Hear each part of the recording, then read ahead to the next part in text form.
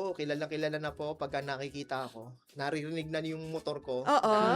Alam na ikaw na yun. Alam na ikaw Malayo na. pa lang eh. Oo. Doon sa ilalim po ng mall. Oo. May pinapakain ako doon sa gilid ng river. Okay. Dito sa may Marikina. Okay. Yan, mga regular ko na sila.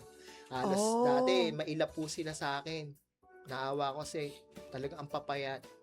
Ngayon po, Tumataba na. sabi po sa comment section, ang lalaki na nung aso, tapos ang kintab na daw po ng mga Ng balahibo. mga nila. balahibo, oo. Dahil nga sa kinakain nilang yan, yung sodas, may rice, may May gulay. sodas. Okay. Na halo-halo ko po. Talagang wala po siyang halong persa. Mga asin, wala po. Oo, oo. Talagang ano lang. Nilulutuan mo talaga. Yes po, para pong, Talaga? para maranasan nilang Kasi sodas, so niluluto niya. para po siyang giniling. Oo. Yun. Nag-effort pa siya, gumagastos, tapos nagluluto Yes pa. po. Bago ako bumiyahe, Ah.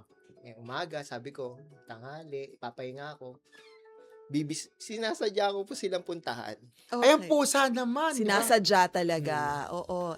Ito yung sa may Marikina.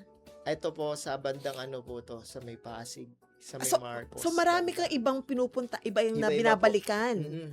So meron sa Marikina, meron din sa Pasig. Opo, may inahati ko po yung oras ko kasi may oras po na ang Grab po pagka matumal, doon ako nagpapahinga. Then, ayun na po yung pinakapahinga ko, yung mapapakain sila. Okay. Oh, Ayan. ang galing naman. Oo. Nakakatuwa naman ito.